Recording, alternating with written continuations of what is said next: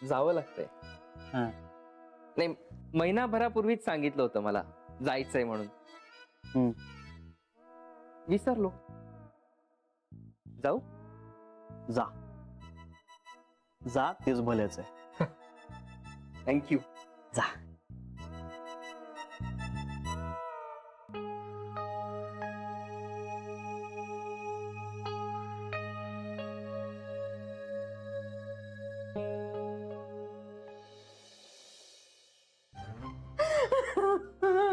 आई आई आई काय झालं? कशाला रडतेस एवढी?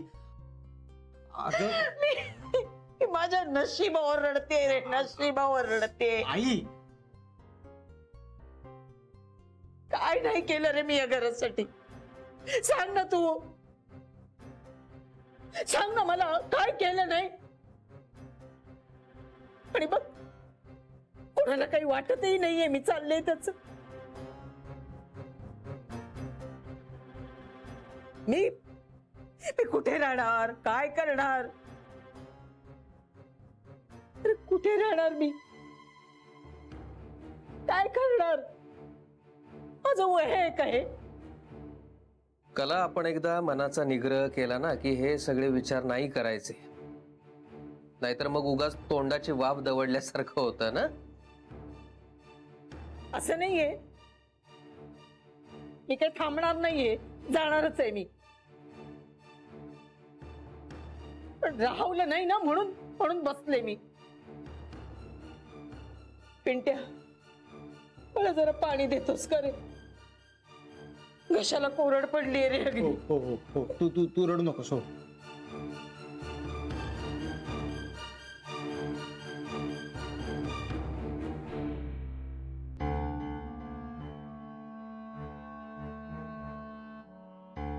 आणि पिते आता घोटभर आणि मग जाते. नशीब जिथे नेईल ना तिकडे जायचं. बाकी काय आहे? हो, शेवटी सगळं नशिबावरच अवलंबून आहे ना.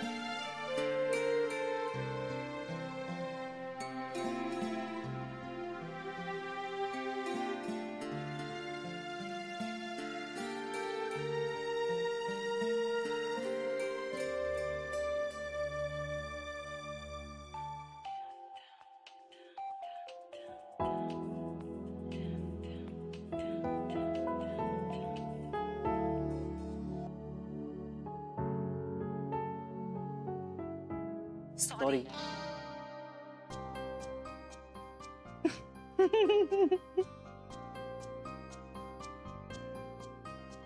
I am really sorry. मी पण. हे जान्हवी, फोनवर नको बोलूया. संध्याकाळी कॉफी प्यायला जाऊया. तू कॉफी पिणार आहेस? ही फ्रूट ज्यूस पिन. चालेल. आणि आता बरी आहेस ना?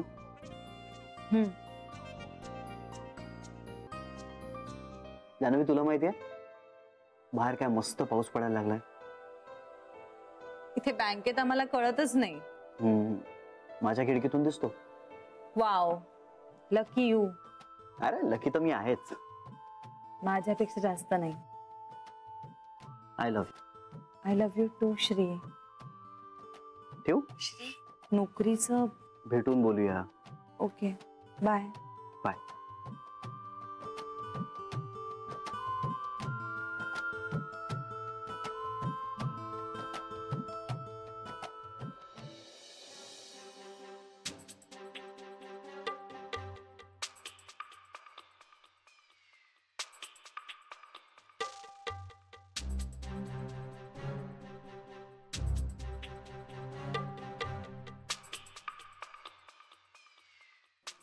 तिच्या लग्नाला 1760 विघ्न म्हणतात ना, तसला प्रकार आहे हा.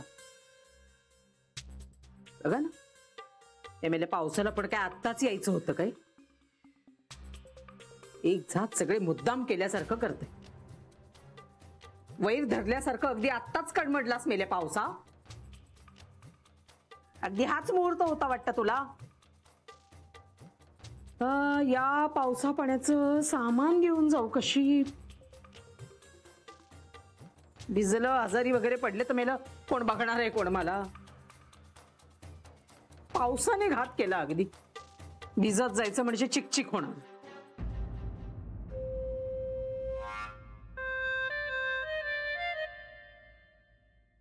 घे.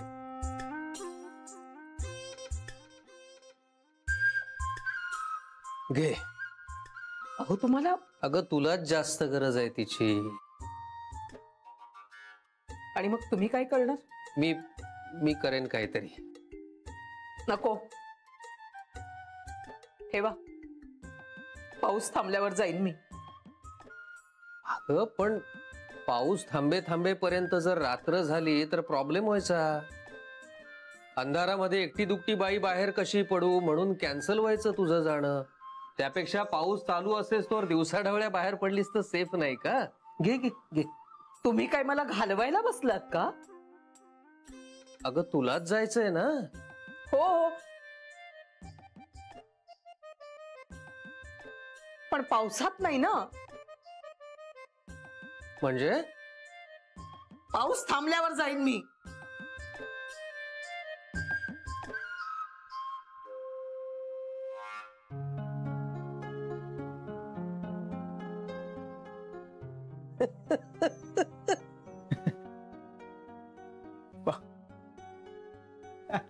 असो असो.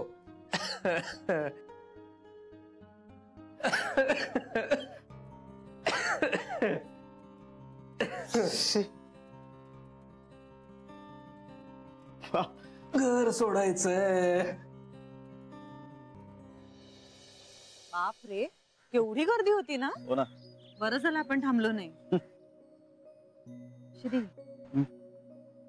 ड्रायव्हरची नोकरी नको जायला. काय करूया? तू बोल ना बेबी आत्यांशी. तू त्यांना स्पष्टपणे सांग. त्यांना म्हणावं मला तुमची काळजी कळतेय, पण मी माझ्या बाबांशी आणि पिंट्याची संबंध तोडू शकत नाही. असं कसं सांगणार श्री? बरं मी सांगू का मग? नाही नाही नको. मी तुझ्याकडे चुगली केली असं वाटेल त्यांना. श्री, हा बोल ना. काय झालं? नाही काय नाही. मग तू बोलशील का बेबी आत्यांशी? चालेल तुला? अरे का नाही चालणार? नाही, मागच्या वेळेला तू म्हणाली होतीस ना की चुगली केल्यासारखं वाटणार नाही ना वगैरे. श्री, ते वेगळं होतं. कसं? कारण ड्रायव्हरला नोकरीवरून काढलं जाणं हे माझ्या बाबतीतलं पर्सनल नाही असू शकत ना. पण हा, हे खूप मोठं आहे आणि ही चुगली नाही वाटू शकत कारण ही फॅक्ट आहे आणि ती माहिती देते ना मी तुला, त्यामुळे चुगली नाही वाटणार. श्री, मुळात ते वेगळं होतं, कळतंय का तुला? खरं तर नाही कळत आहे, पण ती सुद्धा माहितीच होती ना. त्या सगळ्या जणी तू माहेरी जाऊ नकोस असंच सांगत होत्या. ती माहिती तू मला सांगितलीस असं वाटू शकतस ना. तसं नसतं रे ते. ओके, मी बोलेन बेबी आत्याशी. फाईन. ऐकतील ना त्या तुझं? आता हे बोलल्याशिवाय कसं कळेल? माझं इतकंच म्हणणं आहे की माझ्यामुळे कुणाच्या पोटावर पाय नको पडायला. असं काही होणार नाही. प्रॉमिस? प्रॉमिस. बिचारे फार गरीब आहेत रे ते. लहान लहान मुलं आहेत श्री त्यांना. बोलतो मी. थँक्यू. You welcome. चला.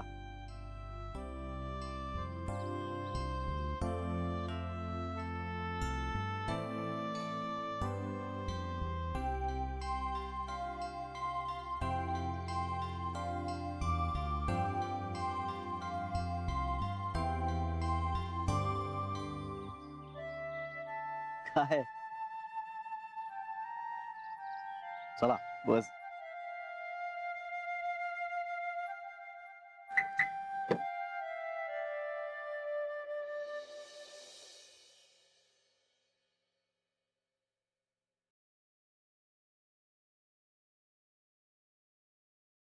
घ्या.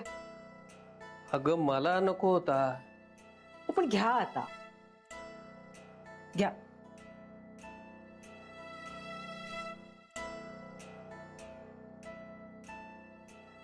घे रे.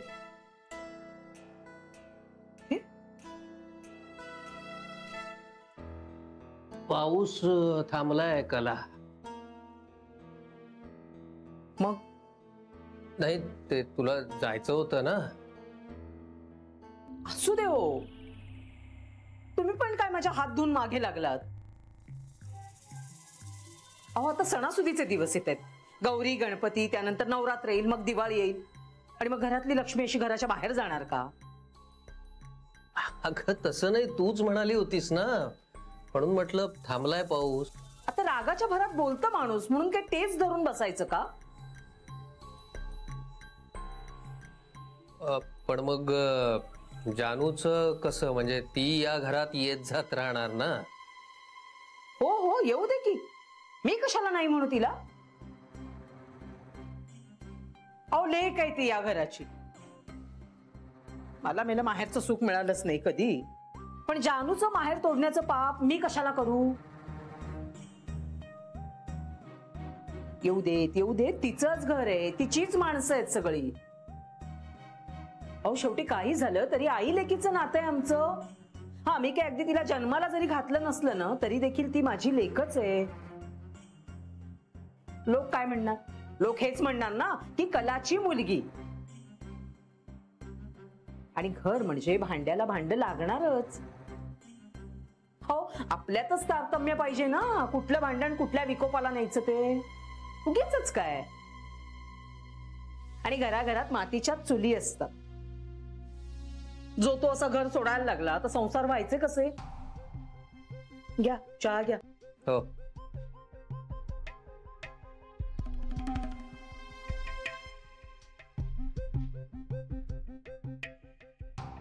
पिंट्या, खारी देऊ का तुला? नाही नको. अरे घे की, तुला आवडते ना म्हणून विचारलं मी. अगं खरंच नको.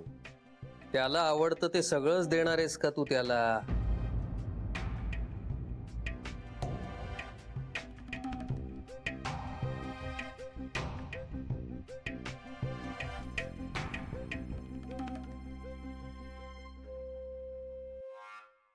चला, तुमचं कोड्यात बोलणं सुरू झालं. चहा प्या निवांतपणे. स्वयंपाकाचं बघायला पाहिजे ना मला. सकाळच्या पोळ्या आहेत, भाजी कुठली करायची? बाई बाई, भाज्या पण एवढ्या महाग झाल्यात. कांदा कांदा तर आणायलाच नको बाजारात ना, अशी किंमत झालेली आहे त्याची. रोज उठून काय भाजी करायची ना, खरंच प्रश्न पडतो. मी जरा भाजी घेऊन येते. जरा दे रे, जरा एक 100-200 रुपये असतील तर दे रे. किती 200 दे. अगं ही एक नोट ना कांद्यालाच जाईल, माहितीये का तुला? असं काय करतोस तू? आले हो पटकन. हा,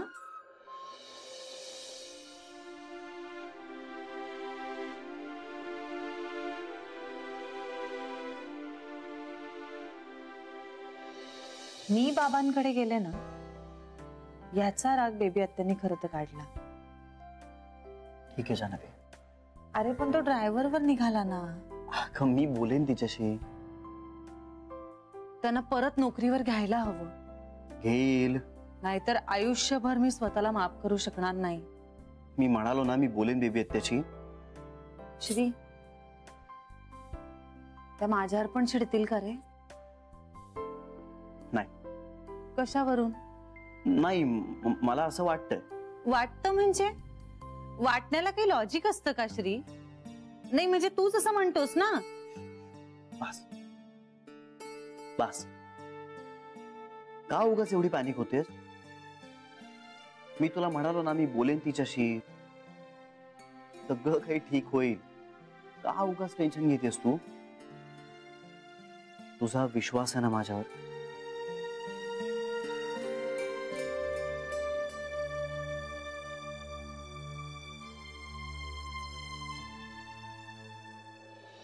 बाबा,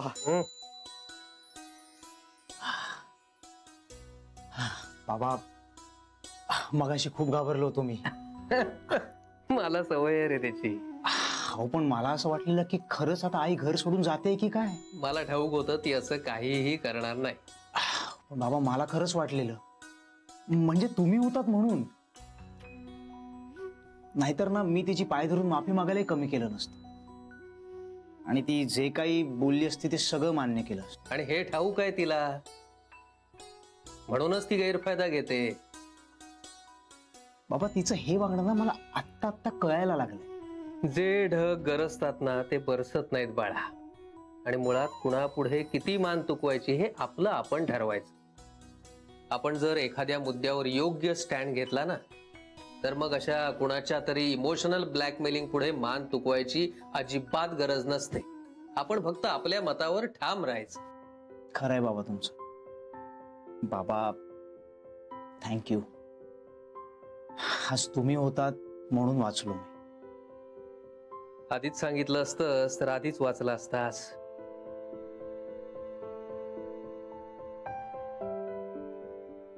बाबा बाबा खूप घाबरलो होतो मी त्यावेळेला.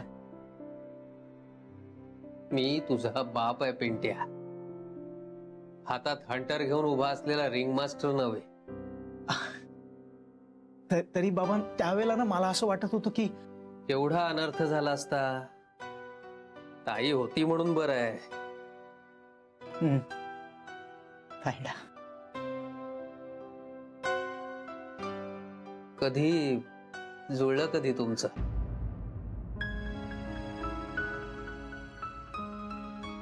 अरे सुनीताचं आणि तुझं जुळलं कधी?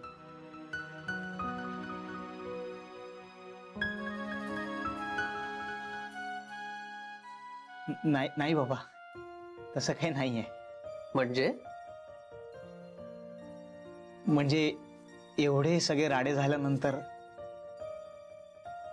आम्ही ठरवलंय की आपण ना फक्त फ्रेंड्सच बरे आहोत, बाकी काही नको. नाही नाही बाबा, मला माहिती आहे ना की आई कधीच ऍक्सेप्ट नाही करणार सुनीताला. आणि ना मलाच खूप कंटाळा आला आता त्या सगळ्या राड्यांचा. माझ्यामुळे ताईला अजून त्रास व्हायला नको बाबा. अरे पण पिंट्या, नाही नाही बाबा,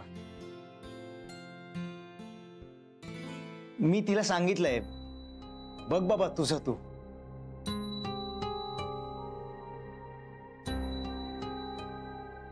लग्न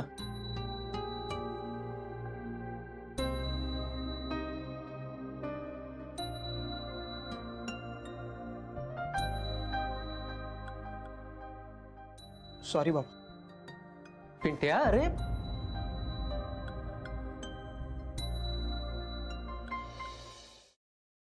अरे आज तुम्ही दोघं लवकर आलात. हो लवकर आलो. चला बरं झालं. मी ना सगळ्यांसाठी शेवयांची खीर करणार आहे.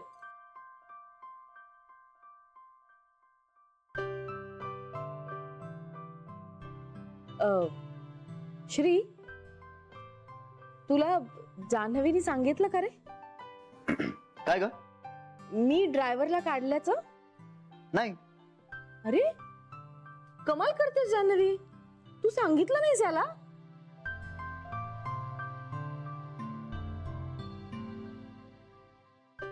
अगं पण तू सांग ना, काय झालं काय? काही नाही रे, खूप आगाऊपणा करत होता तो. काढला मी त्याला. काय केलं त्यानं? अरे 5-6 वेळा उशिरा आला तो. किती? एक 10-15 मिनिटं. बेबी आहेत त्या. अगं 10-15 मिनिटं उशीर, तोही आजच्या मुंबईच्या ट्रॅफिक मध्ये. आणि तेही 3 वर्षात कधीतरी 2-4 वेळा 15 मिनिटं उशीर. मला वाटतं हे फारच नगण्य कारण आहे. मग या 3 वर्षात 5-6 वेळा मी त्याला उशिरा पगार दिला तर चालेल त्याला? चालेल कदाचित. तू तसं करून पहा ना. त्या दिवशी गाडी बंद पडली, तो चालवत होता ती रस्त्यात. हो पण त्यात त्याचा काय दोष? मग आणि कुणाचा दोष आहे? कुणाचाच नाही, यंत्र येते. त्याच यंत्राची काळजी घेण्यासाठी आपण त्याला एक्स्ट्रा पैसे देतो पगाराशिवाय. आत्या, पगार आपण माणसांना देतो, यंत्राला नाही. पण यंत्रांची काळजी घेण्याची जबाबदारी त्यांची नाहीये का? अगं पण यंत्र बिघडायचं असल्यास ते बिघडतच, त्याचं काय करशील? मग काय करायचं? ते कसेही वागले, काहीही झालं तरी सोडून द्यायचं आपण. तसं माझं म्हणणं नाहीये, पण त्याची जर काही चूकच नाहीये तर मग त्याला शिक्षा कशाला द्यायची, इतकंच माझं म्हणणं आहे. मग काय, ते चुका करतच राहतील. अगं पण किती आणि कोणत्या चुका, याचं काही मोजमाप आहे की नाही?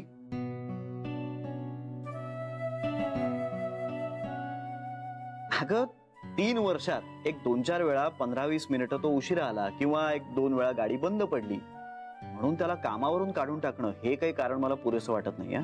हा, पण एक 15-15 दिवस आपल्याला न सांगता तो सुट्टी घेत असेल किंवा गाडी रॅश चालवत असेल, गाडी ठोकत असेल, आपल्याला न सांगता काहीतरी वागत असेल, चुका करत असेल, तर हा निर्णय घ्यायलाच हवा. पण हे कारण अगदीच मामुली आहे ग. बरं, तो माणूस प्रामाणिक आहे हेही आपल्याला माहितीये. आपलेच पैसे 1-2दा गाडीत राहिले होते, त्यांना आणून दिले होते परत, आठवतंय ना? बरं, आणि हा माणूस अगं वर्षातनं 20-25 दिवस फक्त सुट्टी घेतो, हो की नाही? तीही आपल्याला सांगून. आणि अगदीच कधीतरी आजारी पडला तर अचानक सुट्टी घ्यावी लागते, पण अदरवाईज तो इथे नेहमी असतो. तर त्याच्या या सगळ्या चांगल्या बाजूकडे न बघता फक्त त्याच्या वाईटावर बोट ठेवून आपण माणसं रिजेक्ट करत गेलो तर नुकसान कोणाचं आहे? आपलंच आहे ना.